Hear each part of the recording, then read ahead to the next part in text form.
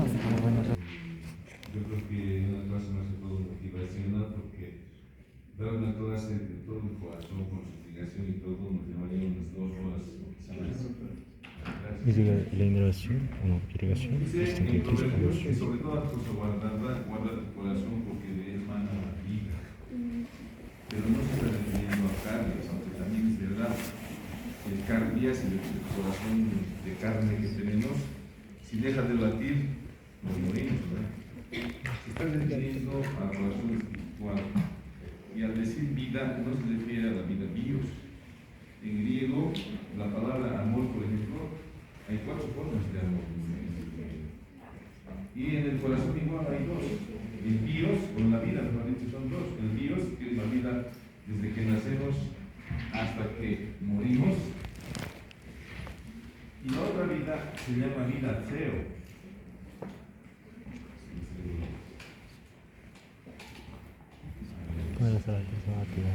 Y la vida cero es la vida espiritual, a esa vida se refiere cuando dice, porque de él mana la vida. Eden es una prueba, esa mente tan brillante.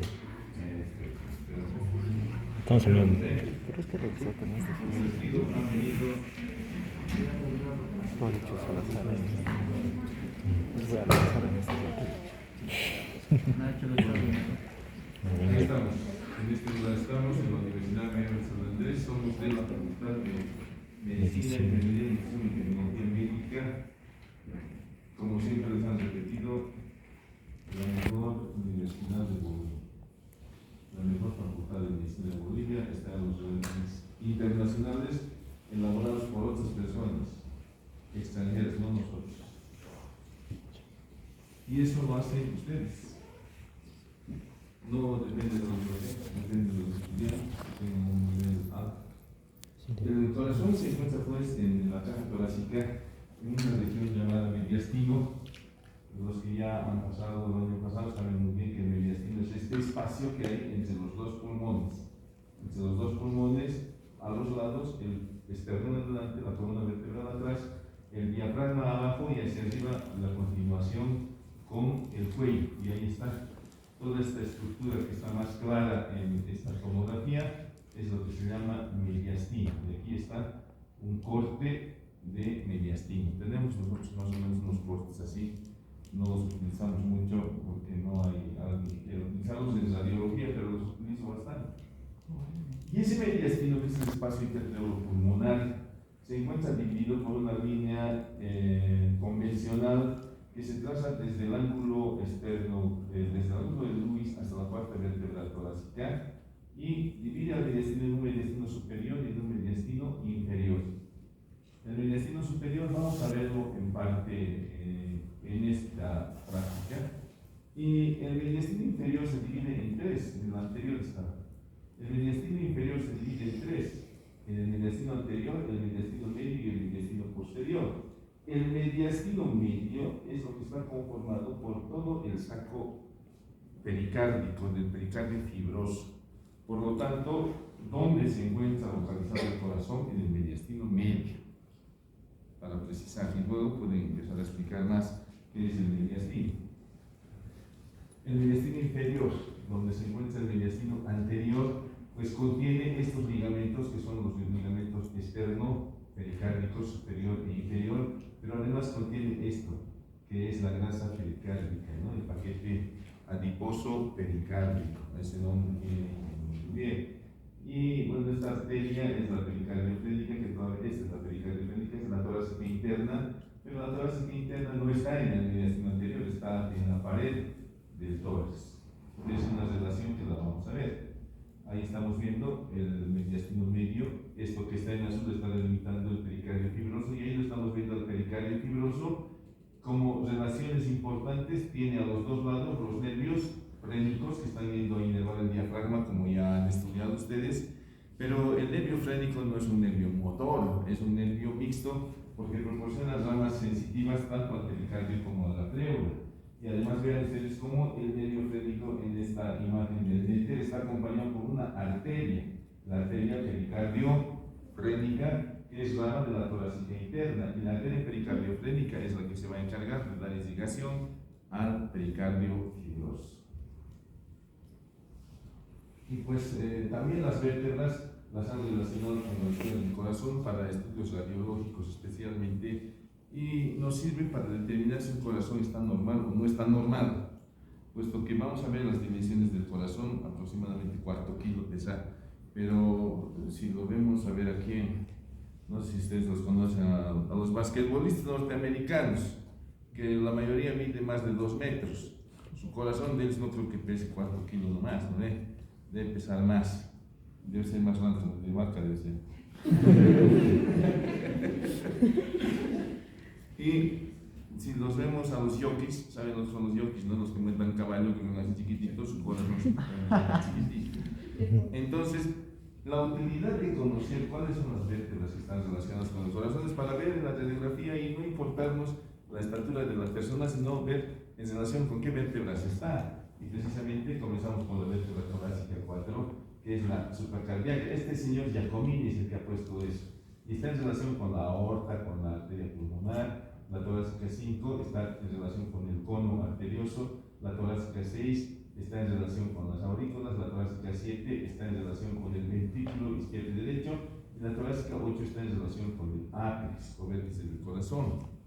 Entonces, los que van a ser cardiólogos especialmente o van a estar en relación con la medicina interna, pues les puede ser útil este dato en algún momento, cuando se tiene que dilucidar si ese corazón está aumentado de tamaño o está disminuido de tamaño, porque puede ocurrir las dos situaciones de forma patológica. Y aquí tenemos una foto que nos muestra lo mismo, las vértebras torácicas de Giacomini. Ahora, clásicamente se le da al corazón la forma de una pirámide triangular. En esa pirámide triangular vamos a ver que hacia atrás tenemos este triángulo, ya que vendría a ser parte de la base o la parte posterior del corazón. Tenemos este otro triángulo que está claramente establecido, que es la cara anterior o esternocostal. Este otro triángulo es la cara izquierda y este que queda aquí abajo es la cara diafragmática del corazón. Y de esa manera, pues, podemos afirmar con evidencias que el corazón tiene la forma de una pirámide triangular. No es caso. Y ahí están las dimensiones del corazón, en promedio, 12 por 9 por 6, ya es un volumen, 250 gramos en el sexo femenino y 300 gramos en el sexo masculino. Bueno, los varones tenemos un corazón más grande. Por lo menos en lo físico, porque hay algunos que tenemos corazón de piedra, ¿no? Entonces, estos son promedios. Cuando se pregunten en el examen tienen que responder esto, obviamente, porque son promedios. Ya creo en alguna clase anterior les he dicho cómo se sacan estos promedios, ¿no? Se hacen mediciones de poblaciones masivas y pues seguramente en el sexo femenino alguna de las mujeres tenía unos 400 gramos de corazón y alguien tenía 150, se promedia y ya te da 250 de 2 millones de corazones femeninos. Entonces se dice el corazón femenino tiene 250 gramos y lo mismo con el masculino. El corazón empieza a latir. ¿En biología cuándo empieza a latir? Día 23. Día 23. Ahí comienza a latir el corazón. Los que digan que no es un ser humano el que está ahí adentro, pues el día 23 comienza a latir el corazón. Y no deja de latir hasta que la vida Dios se nos va. Y durante toda nuestra vida es el corazón. Miren, va a enviar lo que se llama gasto cardíaco. ¿Cuánto de sangre tenemos? 5 litros. 5 litros en promedio, ¿no? 5 litros por Esos 5 minuto. litros pasan por el corazón en un minuto. ¿Cuántos latidos por minuto tenemos? 70. En promedio. 70 latidos. 60, ¿no? 70. 60. Y en 60 latidos pasa toda la sangre del cuerpo por el corazón. Eso se llama gasto cardíaco. Entonces, en un día, 14.000 litros aproximadamente bombea el corazón, es la bomba cardíaca. En un año, 10 millones de litros. En 10 años, 100 millones de litros. En 20 años, que es más o menos lo que ustedes están aproximando, 200 millones de litros ya sus corazones aproximadamente han bombeado. ¿Se imaginan? O sea, manos bombeamos gracias a esta estructura magnífica que nos ha dado Dios, que es el corazón. Sobre toda cosa guardada, guarda tu corazón porque de él mana la vida. Y ahí está el corazón de una predicción de superficie en esta imagen. Son Algunos de 4 ustedes puntos. de Atlas de Sobota. Atlas de Sobota. Y aquí vamos a ver con precisión cómo se proyecta el área cardíaca, la zona precordial. Que en base a la tecnología que tenemos hoy en día, no tendría que tener mucha utilidad, pero muchas veces no tenemos la tecnología al alcance de la mano inmediatamente y tenemos que estar hablando de la semiología, de la clínica, de la anatomía y la fisiología. Entonces, la zona precordial está delimitada por estos 4 puntos, los cuales se trazan en el segundo espacio intercostal. Les había movido esto. He tardado un poco porque estaba configurando esto para que sea cuadrado, esta presentación es de este tamaño más o menos. Entonces, esta línea tendría que estar aquí, es el ángulo de Lewis, ¿no? O externo. ¿No? Entonces, este ángulo de Lewis nos señala el segundo arco costal y debajo está el segundo espacio intercostal. A los lados del esternón, 2 centímetros a cada lado del esternón, se trazan 2 puntos que van a ser los puntos superiores. Luego nos vamos hasta el sexto espacio intercostal en el lado derecho, y también 2 centímetros por fuera, ponemos otro punto. Nos vamos al quinto espacio intercostal en el lado izquierdo y 8 centímetros por afuera, trazamos el otro punto y ahí tenemos delimitada nuestra área cardíaca, que es mate a la percusión. Y aquí tenemos una imagen que la he tomado de Moore. Y para Moore, miren, los puntos son diferentes. Ya, como todo, si nosotros hacemos una constelación imaginológica del corazón en un individuo de pie, pues esos son los puntos que están delimitando el área cardíaca. Obviamente esto va a cambiar cuando el paciente, digo, en este caso está en decúbito dorsal, porque así es como examinamos a los pacientes. Generalmente muy rara vez los examinamos cuando están sentados o de pie, ¿ya? Generalmente en decúbito dorsal. Pero vean ustedes, a la derecha el tercer cartílago costal, 2 centímetros por fuera del borde lateral del esternón. A la izquierda el segundo cartílago costal, lo mismo, 2 o 3 centímetros por fuera del borde lateral del esternón. Y abajo el sexto cartílago costal, también 2 centímetros por fuera del borde derecho. Y aquí sigue siendo el quinto espacio intercostal, 8 centímetros por fuera del borde izquierdo del esternón. Lo único que no ha cambiado es el ápex cardíaco, que sigue estando en el mismo lugar para Moore en su novena edición. Ya está en la novena, ¿no? Y pues esos puntos de referencia que hemos visto nos sirven para la auscultación. Esto también es de Moore, pero miren Moore cómo coloca los focos de auscultación justo donde están las zonas de delimitación del área cardíaca. Y vean ustedes, aquí estamos viendo en el lado derecho, en el segundo espacio intercostal, el punto de auscultación de la aorta, porque la aorta sale hacia el lado derecho, ¿no ven? Y luego se va hacia atrás y se va al lado izquierdo. Entonces ahí encontramos el punto de auscultación aórtica. La aorta puede sufrir estenosis o dilataciones y eso se manifiesta en sonidos. Esos sonidos raros del corazón se llaman soplos, ¿no ven? Entonces, para auscultar los soplos.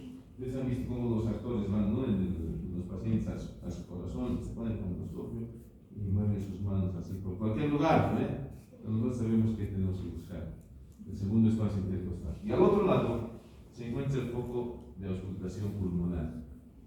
Y el foco de auscultación pulmonar, semiológicamente, pues nos va a reflejar qué es lo que está pasando en los pulmones a veces, ¿sí? Luego tenemos en el ápex el foco de auscultación de la válvula mitral. Y en el mismo lado izquierdo, en el borde izquierdo del esternón, justo en el mismo quinto espacio intercostal, tenemos el foco de auscultación de la válvula tricúspide que se proyecta hacia ese nivel. Podríamos también auscultarla en el sexto espacio intercostal del lado derecho, pero el lugar donde mejor se proyecta es aquí en el lado izquierdo.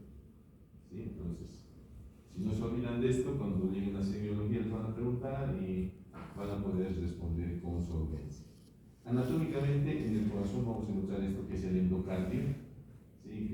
tejido que es bastante susceptible a las enfermedades. Luego tenemos el miocardio, como verán ustedes, en el lado izquierdo tiene 1 centímetro de espesor, en el lado derecho medio centímetro, y por fuera vamos a encontrar el pericardio. El pericardio fibroso, que lo he representado aquí en negro, que es bastante resistente, es un medio de protección del corazón, y el pericardio seroso tiene una lámina visceral y una lámina parietal. Entre las dos láminas del pericardio seroso está este espacio, el espacio pericárdico, que contiene una escasa cantidad de líquido pericárdico, que potencialmente puede aumentar e interferir con la bomba cardíaca. Eso se llama taponamiento cardíaco. Cuando lleguemos a las radiografías voy a hablar de eso. Y pues debajo del tejido pericardio seroso visceral se encuentra una capa de tejido adiposo. Ustedes dirán, en los del David no debe ser así, no es así.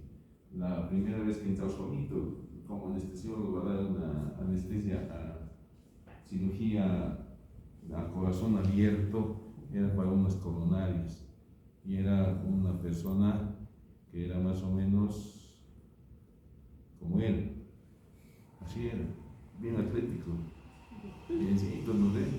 Cuando le han abierto el corazón, tenía más de medio centímetro de espesor de esa grasa.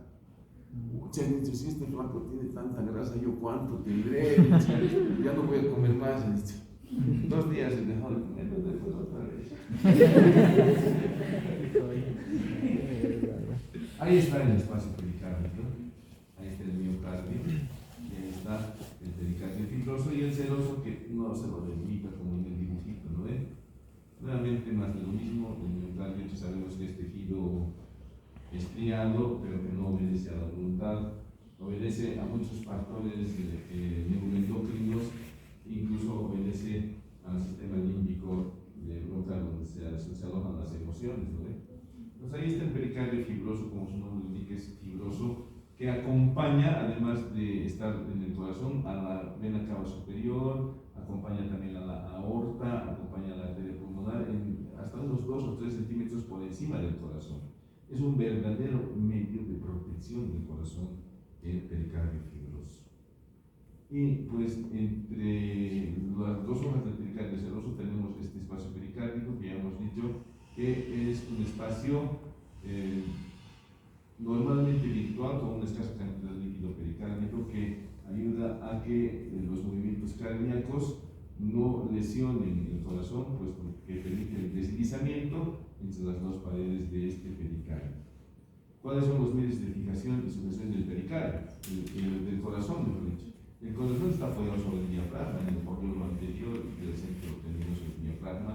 Además, en el hígado incluso tiene su relación con el hígado y le deja una fosa cardíaca, ¿sí? Le deja su huella al hígado. Entonces, como ya hemos mencionado, en el intestino anterior tenemos estos ligamentos, los esternoperikárdicos superiores e inferiores. Tenemos este ligamento que es el freno pericárdico y tenemos estos otros que van hasta las vértebras, los ligamentos vértebro-pericárdicos. Además, desde la glándula tiroides hay un tejido que se dirige hacia el timo, ¿sí? Es un ligamento, timo, y que llega hasta el pericardio. Timo, pericardio. Es también un medio de sujeción del corazón. Había una pregunta de este momento, ¿saben? ¿No? ¿No se acuerdan? Sí. Si de memoria me acordaba mis preguntas cuando me preguntaba.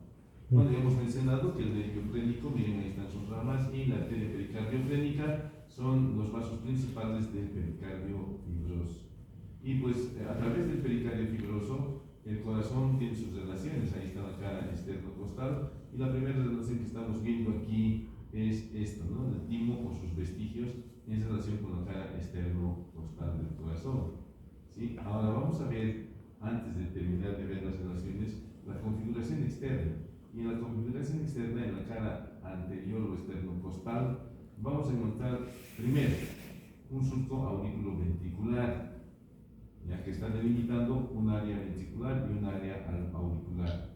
En el área ventricular vamos a encontrar este surco, que es el surco interventricular anterior, que contiene a la arteria interventricular anterior, rama de la coronaria izquierda y a la gran vena cardíaca en sus orígenes, ¿sí?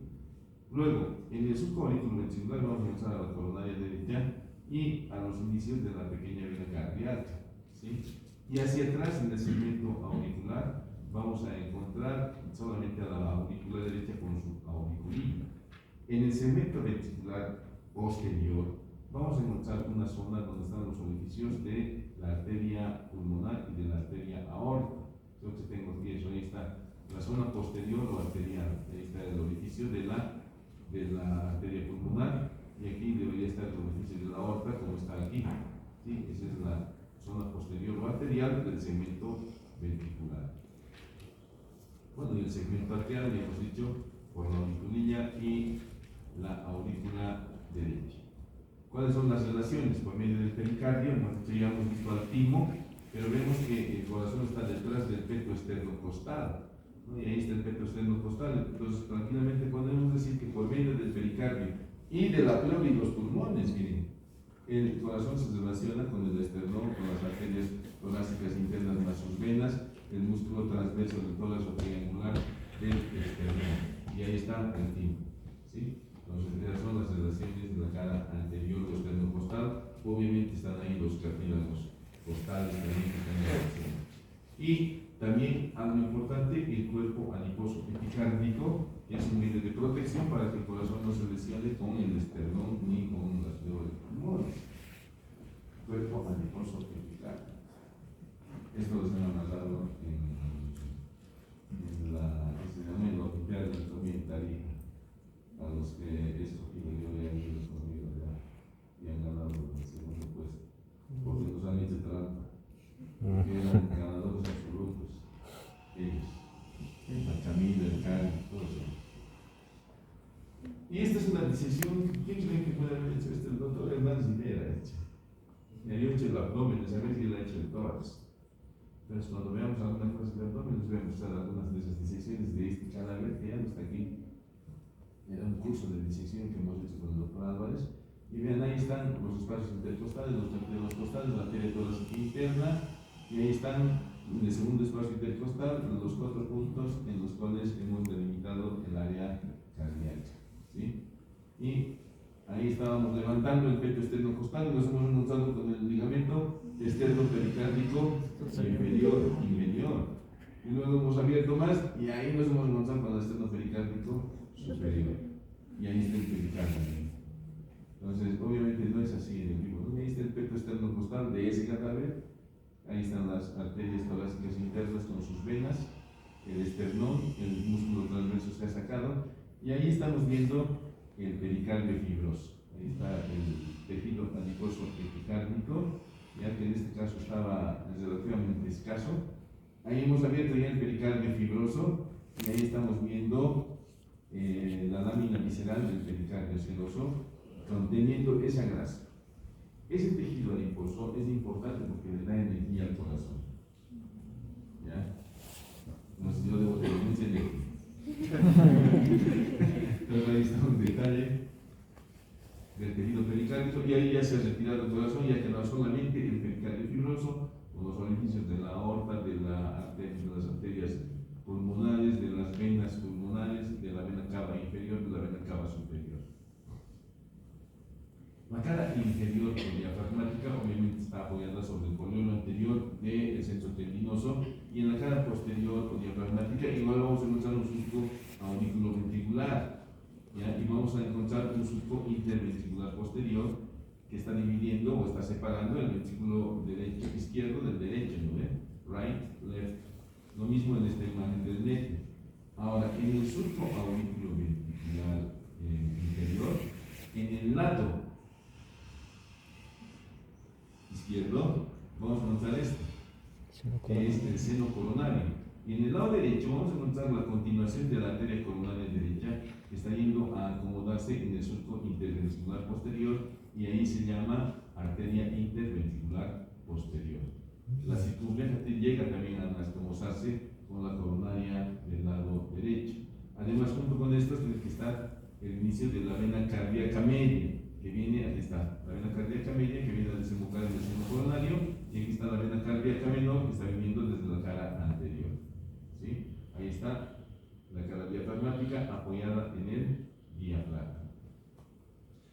izquierda o pulmonar también es bastante sencilla, tiene una porción ventricular y una auricular separadas por el surco auriculoventricular.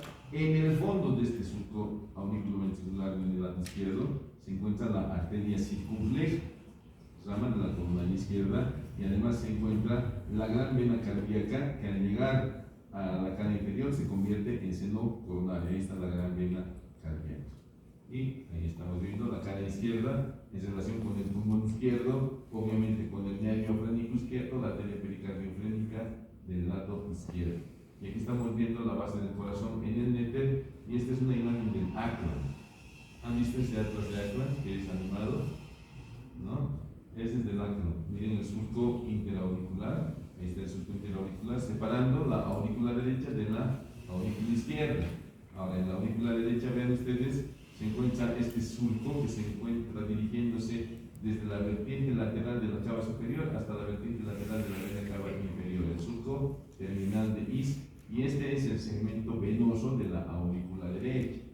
Y a nivel de este pliegue, en la cara interna, se ve una especie de saliente a la cual le han llamado tubérculo intervenoso del lobo, que nos sirve con fines anatómicos, no tiene esa funcionalidad. Lo que sí nos sirve es el surco terminal, que en la cara interna es una cresta. Y lateralmente al surco terminal encontraremos pues a la aurícula o a la auriculilla o orejuela derecha. Y en el segmento izquierdo vamos a encontrar esto que es un fondo de saco, ¿sí? El fondo sacral, el seno oblicuo, por donde está pasando el esófago. Importante relación el esófago con la aurícula izquierda, donde están desembocando las cuatro venas pulmonares, ¿no? Que están llevando sangre oxigenada. ¿Por qué es importante este fondo de saco? Porque nosotros podemos poner por el esófago un transductor, ya sea para tomar ecografía o un fonendoscopio esofágico, que es lo que hago generalmente cuando se trata de cirugías cardíacas o pacientes muy obesos. Cuando le pones el fonendoscopio adelante no se escucha nada. ¿Cuáles son las relaciones de la base del corazón? Pues en el segmento derecho de la base del corazón está en relación con el pulmón derecho y el nervio frénico derecho, por si acaso. ¿Sí? La pleura y pulmón derecho, nervio frénico, arteria pericardiofrénica, y el segmento izquierdo solamente con el esófago. Relación importantísima. La aurícula derecha, ¿cómo es en su configuración interna? Van a ver ustedes en el libro que dice que tiene 6 caras, ¿no? Les da 6 caras, una cara superior que nos muestra el orificio de la desembocadura de la vena cava superior, una cara inferior donde está el orificio de desembocadura de la vena cava inferior y del seno coronario, ¿sí? Luego presenta una cara anterior donde se encuentra el orificio auriculoventricular derecho, una cara externa donde está la auriculilla, y ahí está la cresta terminal, una cara interna o septal. Ahí está el surco terminal de Is, ahí está la vena cava superior, la vena cava inferior, y ahí estamos viendo la cara interna o septal, donde típicamente vamos a encontrar esto, que es la fosa oval, ya que es el vestigio de una comunicación interauricular en la línea uterina. Pero lastimosamente muchas veces persiste el orificio, ¿sí? Y PSA se llama, ¿no? Persistencia de la comunicación interauricular, PSI, y pues eso se soluciona con cirugía cardíaca, al corazón abierto, o sea, con el corazón parado. Eso hemos hecho varias veces.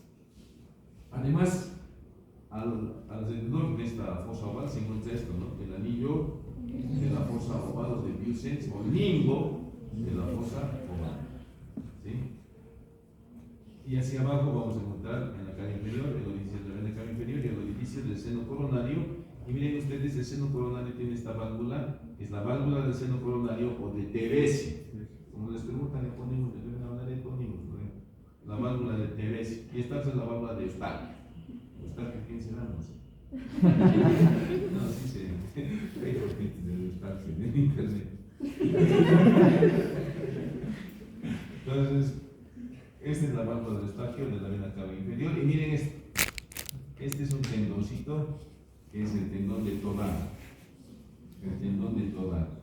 Lo aprovecharemos. Insiste que es el tendón. Miren, es verdadero, miren.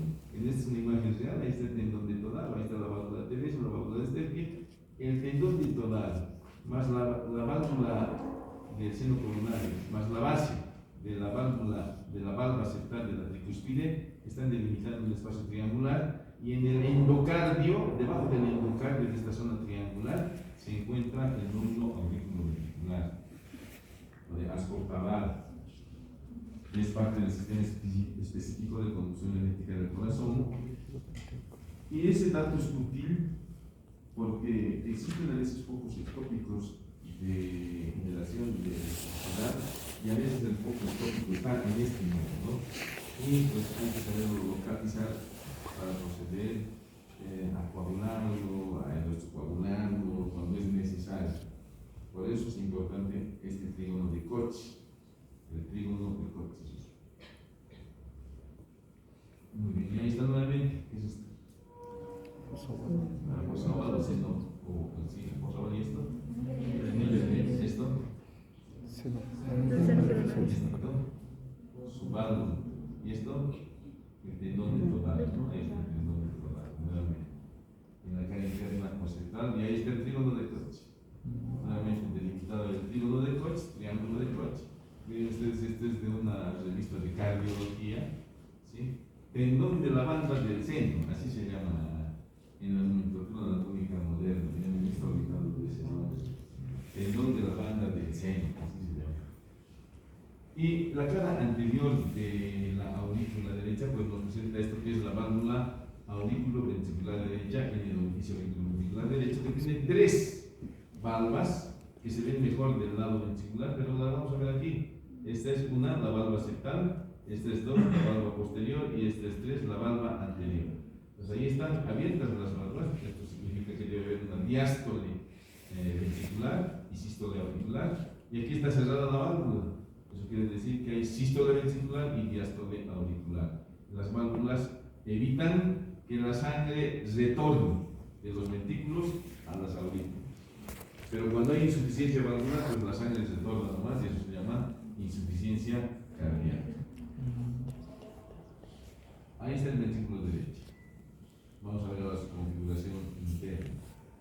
En la configuración interna de los ventrículos y también en las aurículas hay algunas de estas columnas carnosas que son de primero, de segundo y de tercer orden. Las de primer orden se caracterizan porque están insertas en una de las paredes, tienen la forma de cono y tienen sus cuerdas tendinosas que van destinadas a las válvulas. ¿Sí? Las de segundo orden son estas, que pasan a manera de puente, como esta que es la trabécula septomarginal. Y las de tercer orden son estas que son las crestas, que son solamente elevaciones. ¿Para qué existen estas, especialmente las de segundo y las de tercer orden? Para aumentar la eficacia del latido cardíaco. Para eso es, para nosotros. Y las de primer orden para evitar que las valvas se vayan hacia las aurículas, se inviertan, ¿sí? Entonces imagínense si hay un infarto cardíaco que afecta a la base de este músculo papilar, ¿qué va a pasar con esa valva? Esa valva se va a ir hacia la aurícula y la sangre va a regresar y va a recargar el sistema venoso, y eso se llama insuficiencia cardíaca congestiva. Entonces en el ventrículo derecho, como se ve aquí ya más claramente, vamos a encontrar tres paredes. Una pared posterior, esa que está atrás, que está en relación con la pared diafragmática del corazón. Una pared interna o septal y una pared anterior, que es la que está levantada de aquí, que está en relación con la cara anterior del corazón. Y las valvas de la válvula tricúspide tienen el mismo nombre: anterior, interna y posterior. Cada valva tiene su músculo papilar, en otras ocasiones tienen dos músculos papilares. En este caso vamos a encontrar aquí este que es el músculo papilar del cono arterial. ¿Por qué cono arterial? El cono arterial es una zona funcional del ventrículo derecho. El ventrículo derecho tiene dos zonas funcionales, una zona de entrada y una zona de salida. La zona de salida es la que se llama cono arterial. ¿Cómo está delimitado ese cono arterial? El cono arterial tiene una base circular que está delimitada por esto, por la trabécula supraventricular o espolón de Wolf. Ustedes gustan los epónimos. Yo he visto puro epónimos en el examen. El espolón de Wolf. Ya no decía esas cosas, es verdad, digo, no. Y aquí tenemos la trabécula septomarginal o banda modeladora de los alemanes, ¿sí? Que se continúa con el músculo papilar anterior, el músculo papilar anterior se continúa con la valva anterior y están delimitando un círculo que es la base del cono arterial. Repito, la base del cono arterial está formada por la clavícula supraventricular, la clavícula septomarginal, la valva anterior o el músculo papilar anterior y la valva anterior. Esa es la base del cono arterial y todo lo que está por arriba es el cono arterial, cuyo vértice es la válvula de la arteria pulmonar. ¿Sí? Entonces, esa es la cámara de salida. En fisiología les van a preguntar eso, es la cámara de salida, ahí están las válvulas de la válvula pulmonar. Y ahí está, en real, este músculo que es el músculo papilar del cono arterial, es chiquitito, a veces como aquí solamente se dan las fuerzas venosas, o músculo de Luschka.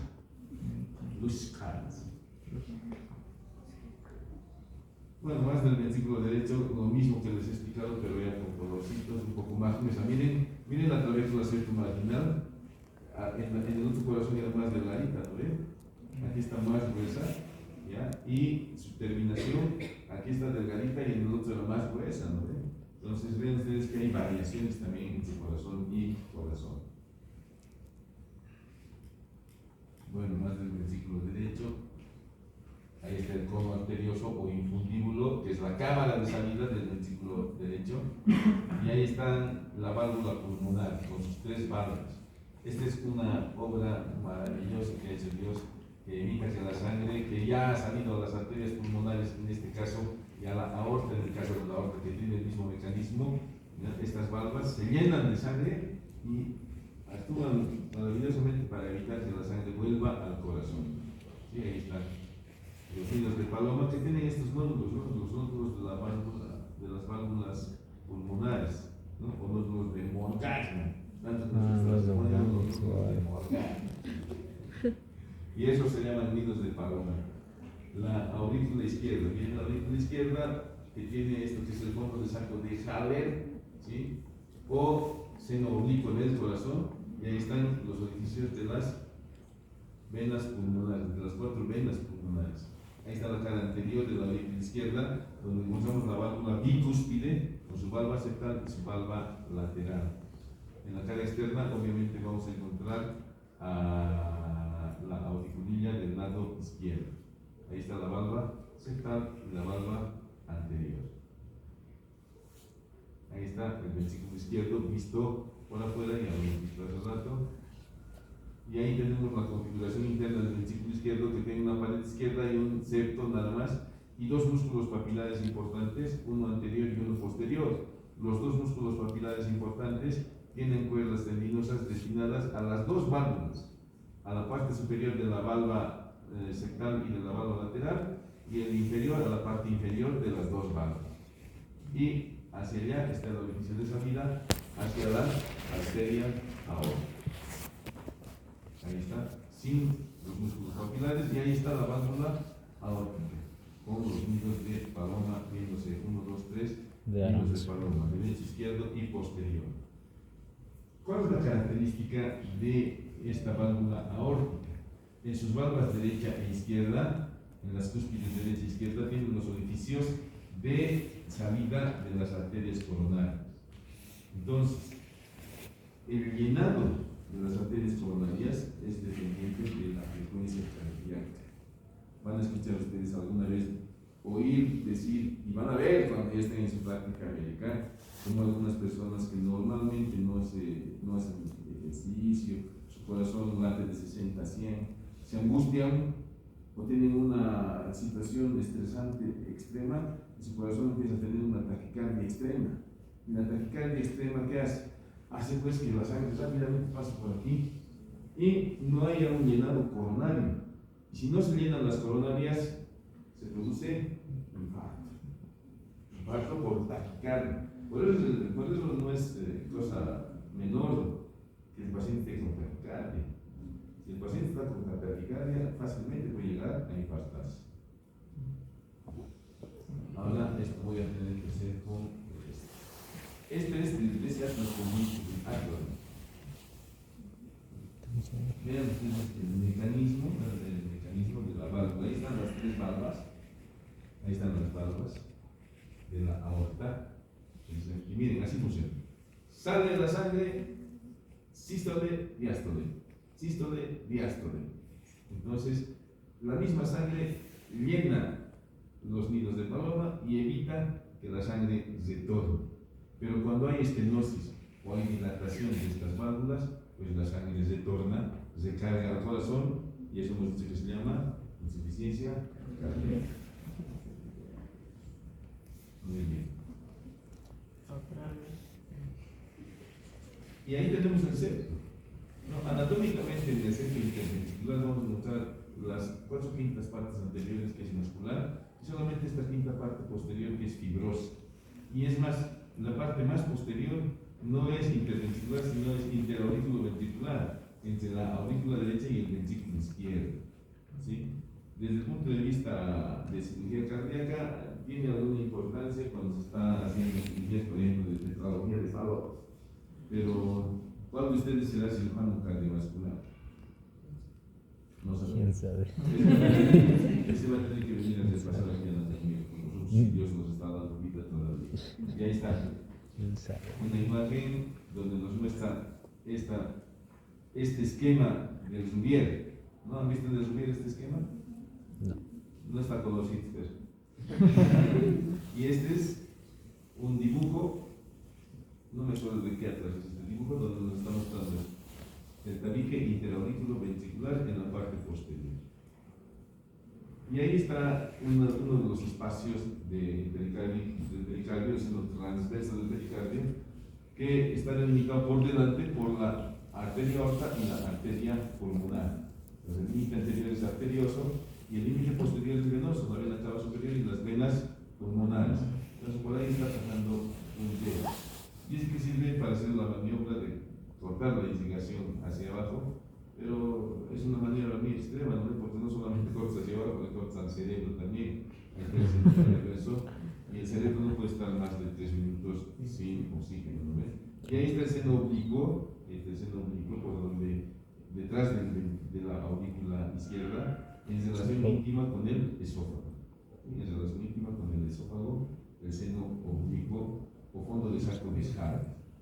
Y pues así van a ver ustedes las radiografías cardíacas. ¿Sí? La relación entre la base del corazón y toda la base del tórax es de 2 a 1. Entonces los pulmones tienen que medir 2 y el corazón tiene que medir 1. Sí, aquí está bien bonito explicado, nos está mostrando las siluetas cardíacas. Este se llama botón aórtico. Ahí estamos viendo la vena cava superior, la silueta de la aurícula derecha y el ápice, ¿no? Vamos a ver ahora aquí. ¿Qué es esto? El botón aórtico. Esto, la vena cava superior. Esto, la aurícula derecha. Este es el ventrículo izquierdo y ahí está el ápice. ¿Sí? Entonces, ¿es el corazón normal? Sí, ¿no? Porque está manteniendo la relación 2 a 1. Ahí está. 1/3, 2/3. A esto también es importante. El corazón está 1/3 en el lado derecho y 2/3 en el lado izquierdo, normalmente. Entonces, a veces para hacer diagnósticos muy precisos, echamos mano de todos estos conocimientos. Los diagnósticos fáciles, cualquiera los hace. ¿No? A veces hasta la enfermera sabe si hay el diagnóstico fácil. Pero los diagnósticos difíciles, ¿quiénes los hacen? Los que se van a acordar de estas cosas. 2/3, 1/3, 2 a 1. Las vértebras cardíacas. Bueno, este es un diagnóstico fácil, ¿no? Miren el corazón aumentadísimo de tamaño, pero además ese aumento está como marcapasos de ese chagazo posiblemente. Pero además de ese aumento de tamaño del corazón, aquí hay una sombra. ¿Ya? El fondo de saco o el costo diafragmático no se está viendo a este lado. ¿Por qué? Porque está velado. Estoy hablando en términos clínicos. El fondo de saco costo diafragmático del lado derecho está velado. ¿Por qué? Porque tiene una colección líquida. Puede ser pus, puede ser pericardio o cuando es líquido pleural, y en este caso aquí puede ser líquido pericardio. ¿Sí? ¿Cómo está este corazón? Mal.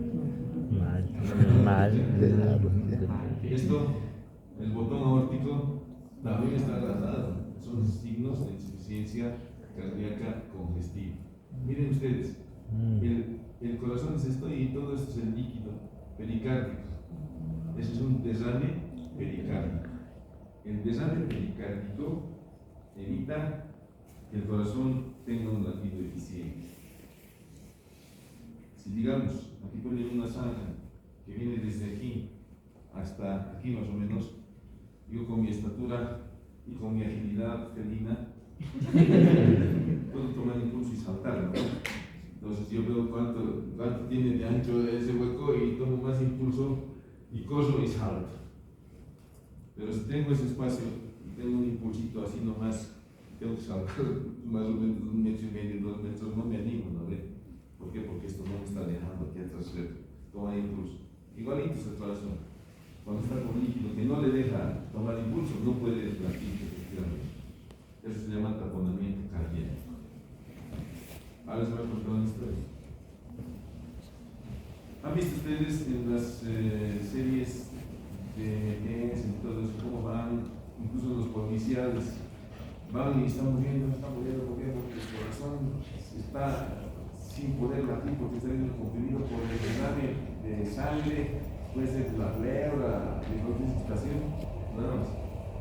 Entonces le hacen una punción, ¿no ven? El policía le hace una punción con la lambrita, así, le hace una punción. Hay una película de una mujer que lo lleva a un bombeo de carga, creo que lo mate, y el hombre estaba internado en un hospital. Entonces le dicen, lo van a operar en una semana, pues lo están preparando.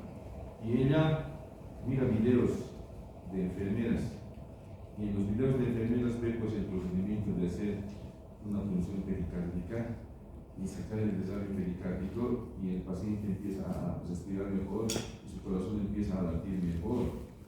Y ve eso, ¿no? Y ve el equipo. En el exterior el equipo ya está preparado. No hay necesidad de usar bisturí, nada. Es como un cuchillo, como un punzón que le pones en el espacio intercostal, en el quinto espacio intercostal o sexto espacio intercostal. Funciona y listo, tienes que fijarlo después. Entonces ella se ha fijado bien todo eso. Y como era un hospital modelo, lo que veía, él sabía dónde estaban las cosas, todo bien ordenadito, aquí también se ordena igual. Entonces llega el día D y ella entra a matarlo, a que tenía que matarlo, y resulta que había un accidente, que llegan ahí como 20, 30 personas accidentadas y estaban haciendo triaje. Y ella, al entrar así disfrazada de enfermera, lo ve a un jovencito, así como ustedes más o menos, 18 años, 17 años, que estaba ahí muriendo. Y se da cuenta que era el taponamiento cardíaco. Entonces, como era asesina, a sangre fría busca, mira en la enfermería, encuentra el equipo, como había visto en la tele, va con su equipo, le funciona, el otro empieza ya a respirar bien, su corazón latía bien, le hace unos puntitos, le fija bien, listo, le salva la vida. Después se levanta y lo busca terrible, ¿no ve? No me acuerdo qué se llama la película. Si cuentan alguna vez me cuentan. Pero imagínense, se puede. Viendo videos se puede aprender. En la simulación también se puede aprender. Y es fácil hoy en día porque lo hacemos guiados por ecografía.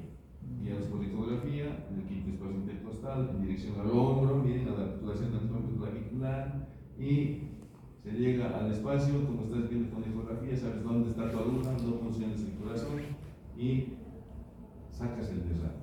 Es una endocarditis bacteriana vesículosa vegetante que está afectando a la aorta. En los niños, cuando tienen faringoamigdalitis, si no les hacen tratamiento, pues se pasa, ¿no? Algunos llegan a la otitis incluso. ¿Cuándo lo llevan al hospital al niño? Cuando no dejan dormir al padre y a la madre. Así es. Así es. Entonces le pasa porque es autolimitado, y después de unas semanas el niño que ya está correteando, le duelen las articulaciones y se tira en cama unos 2, 3 días después, le pasa el dolor de articulación, sigue correteando, pero llega a sus 40, 50 años y empieza a tener síntomas cardíacos. Resulta que se ha desarrollado pues endocarditis, la fiebre reumática se llama, ¿no ven? Que algunos, no sé si hay alguno aquí, que padecen esto, les ponen una penicilina cada mes. ¿Por qué? Porque es bacteriana. endocarditis bacteriana vescosa vegetal, así describen los patólogos, así está descrito en el libro de Robbins. Miren, y eso produce pues una insuficiencia aórtica, y la insuficiencia aórtica produce insuficiencia cardíaca congestiva, ¿sí? Sobre todo cosa guardada, guarda tu corazón, incluso este que es el corazón de carne, y miren, es una estenosis aórtica. Entonces, a lo que más miedo le tenemos los anestesiólogos, porque estos son pacientes muy inestables. Y ahí está el signo de la insuficiencia cardíaca congestiva. ¿Lo ven? Es la ingurgitación yugular que puede ser de una cruz que está debajo del esternocleidomastoideo, dos cruces cruzando el esternocleidomastoideo, tres cruces cuando pasa el borde anterior del esternocleidomastoideo y está hasta el pabellón auricular incluso. Signo de insuficiencia cardíaca congestiva. Y se hacían antes estas prótesis con corazón abierto. ¿Sí? Ahí está el equipo del bombero. El bombero que tiene su bomba cardíaca, por aquí pasa la sangre del paciente, aquí calienta un poco la sangre del paciente o la enfría un poco hasta los 35, 34 grados para proteger el cerebro. Ahí está, ¿dónde estoy yo? Por ahí atrás debo estar yo con todo mi material, con toda mi monitorización. A las 6 de la mañana tenía que ir a monitorizar a mi paciente y a las 9 de la mañana estaba empezando la cirugía recién. La cirugía en sí dura 1 hora máximo. ¿Ya? Lo que se tarda es en abrir el esternón, en todo eso se tarda como unas 2 horas. Se termina de abrir eso y abrir el corazón y trabajar el corazón máximo tiene que ser 1 hora, porque ahí es donde se para el corazón. Terrible, ¿no ven? Pero hoy en día, este procedimiento que van a ver ustedes, yo lo he hecho en el simulador cuando he estado en México. Y esto ustedes van a hacer, ¿ya? Cuando hay una insuficiencia, esta estenosis aórtica. Se entra por la vena, por la arteria femoral. Entras por la arteria femoral con el equipo, con ese catéter así tan largo, estás pasando por la aorta, has llegado al callado de la aorta, al arco aórtico, estás bajando, se inyecta contraste para ver a qué nivel estás. Y cuando ya estás a nivel de la válvula lesionada y estás seguro que ese es el nivel de la válvula lesionada, te muestran con contraste y todo eso en el simulador y también en la vida real te muestran con contraste. Entonces, esto que es la prótesis valvular, puedes depositarla ahí. Miren cómo, inflando un globito, desde afuera con jeringas se infla un globito y ahí quedó la válvula. Y se saca el aparato, quedó la válvula protésica. Ha entrado por aquí. Ni siquiera anestesia general de ese paciente. No hay que monitorizarse desde las 6 de la mañana. Ha entrado por aquí hasta que llegues ahí arriba, hasta que estés fronteándote un rato. ¡Ah! Lo sueltas, listo, acabó. El paciente puede levantarse, puede caminar. Por precaución, se lo deja internado en terapia intensiva. ¿Sí? Un día por lo menos. Pero está tranquilo, está despierto, está hablando. No tiene todo el riesgo que tiene el que ha pasado por el anestesiólogo. El anestesiólogo es malo. El que ha pasado por todo ese tormento de la cirugía a corazón abierto. También se puede llegar a la pulmonar por medio de la vena cava inferior, también desde la vena femoral.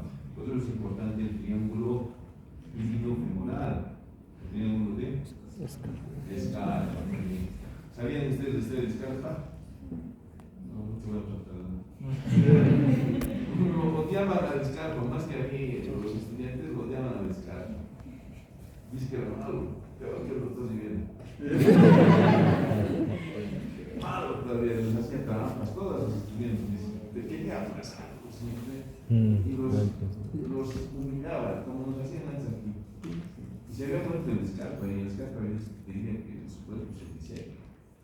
Pero no había desechado su cuerpo, había cortado nomás la cabeza y su cabeza lo ha llevado a otro lado. Su cabeza todavía está del profesor Scarpa en un museo en tengo fotos. Entonces vean ustedes cómo por medio de las venas y arterias periféricas con el equipo adecuado puedes llegar hasta las válvulas, hasta la mitad, incluso llegas pasando por la zona del orificio interauricular. ¿Sí? Obviamente después tienes que reparar. Y este tipo de cirugía endoscópica es lo que ustedes van a hacer. Eso ya es una realidad actual. Yo he llegado a hacer el simulador. Como sé anatomía y sé manejar el endoscopio, lo he hecho a la primera y me decía, hacía 10 veces más en el simulador, así sin equivocarme, estaba autorizado y certificado para hacer en un paciente real. Entonces, esa es la utilidad de la simulación, por si acaso. Alguien ayer me preguntaba, ¿cómo puedo ensayar hacer suturas? ¿Lo ven?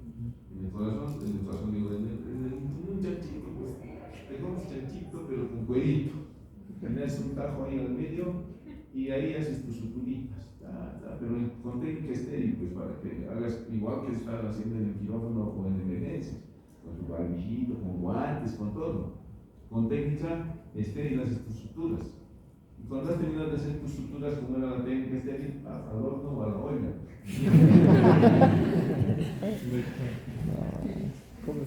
El corazón se encuentra entre el esternón y la columna vertebral.